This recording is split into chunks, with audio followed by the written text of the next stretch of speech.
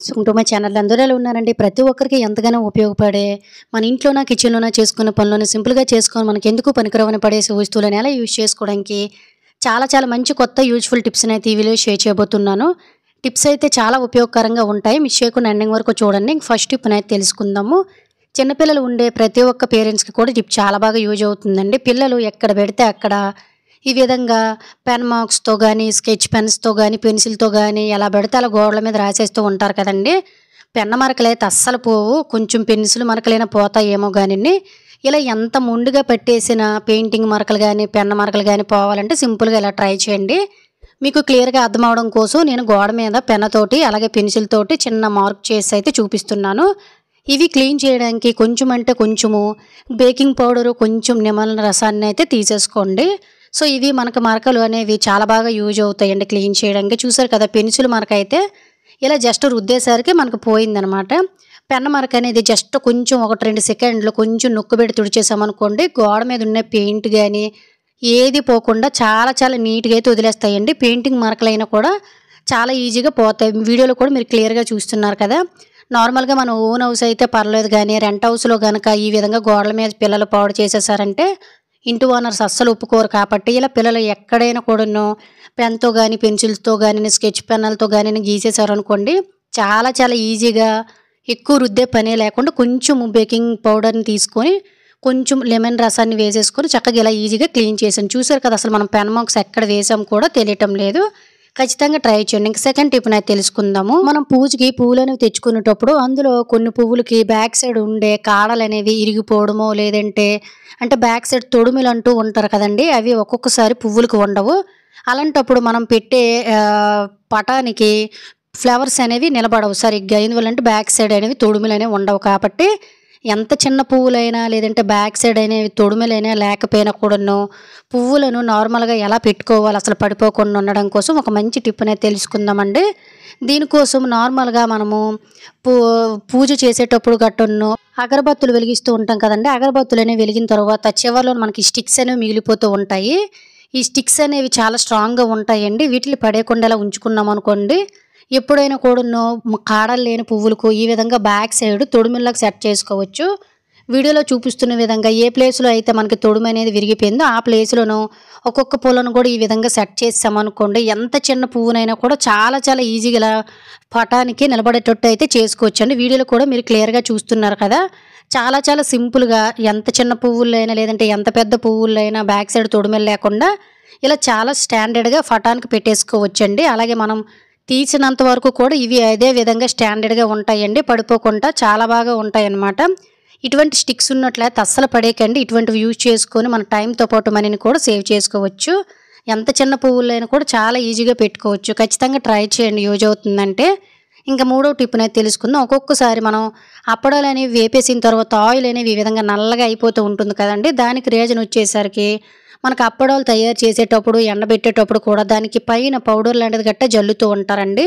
ఈ పౌడర్ అనేది మనకి చాలా ఎక్కువగా ఉండడం వల్ల ఆయిల్లోన మనం డీప్ ఫ్రై చేసేటప్పుడు ఈ పౌడర్ అంతా కూడా ఆయిల్లోనికి వెళ్ళిపోయి చాలా ఖరాబ్ అయిపోయి నల్లగా అయిపోతూ ఉంటుంది. ఇలా ఆయిల్ అనేది పాడైపోకుండా ఉండాలంటే అప్పడాలని వీడియోలో చూపిస్తున్న విధంగా ఒకదానిది ఒకటి ఈ విధంగా చేతితోటి చక్కగా ఇలా రుద్దామనుకోండి, 80-90% వరకు పౌడర్ అంతా కిందకు పోతుందండి. ఒకవేళ మీకు టైం ఉందనుకోండి, ఎండలో పెట్టి జస్ట్ ఇలా ట్యాప్ చేసినా కూడా మనకి చక్కగా ఇందు మీద ఉండే పౌడర్ అంతా బయటకు పోతుందన్నమాట. అలాగే ఫ్రెండ్స్, ఇంకో చిన్న రిక్వెస్ట్ అండి, ఇంకా మీరు ఎవరైనా మన ఛానల్ సబ్స్క్రైబ్ చేసుకోలేకపోతే ప్లీజ్ సబ్స్క్రైబ్ చేసుకొని పక్కన ఉన్న బెల్ ఐకాన్ ఆల్ యాక్టివేట్ చేసుకోండి. అలాగే వీడియో కనుక నచ్చినట్లయితే ప్లీజ్ ఒక లైక్ చేసి ఇటువంటి యూజ్ఫుల్ టిప్స్ని మీ ఫ్రెండ్స్ అండ్ ఫ్యామిలీకి షేర్ చేయడం అయితే మర్చిపోకండి. ఈ విధంగా ఒకటి కానీ లేదంటే చేతితో కానీ చక్కగా పౌడర్ అంతా బయటకు పోయినంత వరకు కూడాను అప్పడాలను ఇలా క్లీన్ చేస్తామనుకోండి, చివరిలో మనకి ఎంత పౌడర్ వస్తుంది వీడియోలో క్లియర్గా చూసారు కదా. 4-5 అప్పడాలకి ఎంత పౌడర్ వచ్చిందంటే ఈ పౌడర్ అంతా కూడా మనకి ఆయిల్లోకి వెళ్ళిపోతుంది. కాబట్టి ఆయిల్ అనేది నీట్గా ఉండాలంటే సింపుల్గా మనం ఇలా అప్పడాలు వేపుకునేటప్పుడు కొంచెం పౌడర్ దులిపేసుకుంటే సరిపోతుంది అనమాట. ఇంకా 4వ టిప్ని అయితే తెలుసుకుందాం. ఈ టిప్ కూడా మనకి రెగ్యులర్గా చాలా బాగా యూజ్ అవుతుందండి. మనలో చాలామంది కొబ్బరికాయ అనేది స్టోర్ చేయాలనుకుంటారు, అలాగే కొంతమంది ఎండు కొబ్బరి చేసుకోవాలనుకుంటారండి. కానీ కొబ్బరికాయ అనేది తెచ్చి ఫ్రిడ్జ్లో స్టోర్ చేసుకున్న 2-3 రోజులకి లోనంతా కూడా జంగు పట్టేసి జిగురుగా మనకి చాలా త్వరగా పాడైపోతుంది కదా కుళ్ళిపోయి. ఇలా ఎన్ని రోజులైనా పాడైపోకుండా ఒకవేళ ఎండు కొబ్బరి చేసుకోవాలనుకున్నా కూడా చాలా ఈజీగా చేసుకోవచ్చండి. దానికోసం కొబ్బరికాయని శుభ్రంగా కడిగేసుకొని ఎటువంటి తడి గాని, జిడ్డు గాని లేకుండా చూసుకున్న తరువాత ఇలా కొంచెం అంటే కొంచెము సాల్ట్‌ని లోన వైపు అంతా కూడా ఇలా ఒక చేత్తోటి చక్కగా అప్లై చేసామనుకోండి, సాల్ట్ వల్ల మనకి లోన వైపు ఎటువంటి ఫంగల్స్ అంటే జంగు లాంటిదంతా పట్టకుండా చాలా ఎక్కువ రోజులు నిలవ ఉంటుందండి. ఇలా మీరు ఎండు కొబ్బరి చేసుకోవాలనుకునేటప్పుడు చక్కగా ఇలా కొంచెం అంటే కొంచెం సాల్ట్‌ని గనక అప్లై చేసి ఒక 4, 5 రోజులు అలా ఫ్రిడ్జ్‌లో పెట్టియండి. వీలుంటే ఎండలో కూడా పెట్టారనుకోండి, ఇలా ఫ్రెష్‌గా ఎండు కొబ్బరి అనేది రెడీ అయిపోతుందండి. ఎండు కొబ్బరి అనేది ఫ్రిడ్జ్‌లో స్టోర్ చేసుకుంటే సంవత్సరమైనా పాడవదు. అలాగే పచ్చి కొబ్బరి కావాలంటే పచ్చి కొబ్బరిని కూడా ఇలా ఎక్కువ రోజులు నిల్వ చేసుకోవచ్చు. యూజ్ అవుతుందంటే ట్రై చేయండి. ఇంకా ఐదో టిప్‌నైతే తెలుసుకుందాము. నార్మల్‌గా మనం ఆనపకాయ తెచ్చుకుని వెంటనే వండలేము కదండీ! అలానే ఫ్రిడ్జ్‌లోను దీన్ని స్టోర్ చేసుకున్నంత ప్లేస్ కూడా ఉండకపోవచ్చు. ఎందువల్లంటే ఆనపకాయ అనేది చాలా పెద్దదిగా ఉంటుంది కాబట్టి తెచ్చుకుని 2, 3 రోజులకే లోన వైపు నుంచి మనకి డొల్లలాగా అయిపోయి పైనంతా కూడాను ఎండిపోయినట్టు ఇంకా రుచి బాగోదు. ఒక్కొక్కసారి త్వరగా పాడైపోతూ ఉంటుంది. ఆనపకాయ అనేది వారం 10 రోజుల వరకు కొనేటప్పుడు ఏ విధంగా ఫ్రెష్‌గా కొని తెచ్చుకుంటామో అదే విధంగా వాడిపోకుండా ఉండాలంటే సింపుల్‌గా ఇలా కొంచెం అంటే కొంచెం ఆయిలు బ్యాక్ సైడ్ ఉండే తొడిమితో పాటు కాయకి కూడా ఇలా అప్లై చేసామనుకోండి, వారం 10 రోజులైనా కూడాను లోన నుంచి డొల్ల అయిపోకుండా, తొక్క వాడిపోకుండా ఎక్కువ రోజులు ఫ్రెష్‌గా ఉంటుంది. ఈసారి ఖచ్చితంగా ట్రై చేయండి, యూజ్ అవుతుందంటే. ఇంకా ఆరో టిప్‌నైతే తెలుసుకుందాము. దోస పెనం వాడే ప్రతి ఒక్కరికి కూడా టిప్ చాలా బాగా యూజ్ అవుతుందండి. మనం దోసలు వేసుకునే పెనం అనేది నాన్ స్టిక్ అయినా, లేదంటే ఇటువంటి ఐరన్ పెనం అయినా, లేదంటే కొత్తదైనా, పాతదైనా ఏదైనా కూడా ఒక్కొక్కసారి దోసలనేవి అతుక్కుంటూ ఉంటాయి కదండీ! ముఖ్యంగా ఐరన్ పెనం అనేది హెల్త్‌కి చాలా మంచిదేనండి నాన్ స్టిక్‌తో పోల్చుకుంటే. బట్ ఇదేంటంటే ఇలా తుప్పు పట్టేస్తూ ఒక్కొక్కసారి దోసలనేవి రావు. అలాంటప్పుడు పెనాన్ని ఈజీగా ఎలా క్లీన్ చేసుకోవాలనేదైతే తెలుసుకుందాం. మీరు నాన్ స్టిక్ పెనం అనేది వాడినా కూడాను సింపుల్‌గా ఇలా క్లీన్ చేసుకుంటే దోస పెనం చాలా నీట్‌గా కూడా ఉంటుందండి. దీనికోసం స్టవ్ వెలిగించేసుకొని ప్యాన్ పెట్టుకొని ఇందులో మీకు నచ్చిన ఏదైనా షాంపూని వేసుకోండి.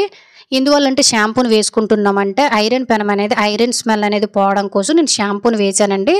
కావాలంటే మీరు కొంచెం సర్ఫను కూడా యాడ్ చేసుకోవచ్చు. ఆ తర్వాత ఒక అర టీ స్పూన్ వరకు కూడా బేకింగ్ పౌడర్‌ని వేసుకొని 1 టీ స్పూన్ వరకు కూడా సాల్ట్‌ని వేసుకోండి. తుప్పు లాంటిది ఏదున్నా కూడా పోతుందనమాట. ఆ తర్వాత ఒక నిమ్మ చెక్క రసాన్ని పిండేసుకొని అదే నిమ్మ చెక్కతోటి వీడియోలో చూపిస్తున్న విధంగా కొంచెం వాటర్‌ని పోసుకుంటూ ఇటువంటి ఫోర్క్ స్పూన్ తోటి టైట్‌గా ఒక నిమ్మ తొక్కని చక్కగా పట్టుకుంటూ ఇలా జస్ట్ ఒక్క నిమిషం పాటు స్టవ్ ఆఫ్ చేసేసుకోండి. పెనం వేడెక్కితే సరిపోతుందనమాట.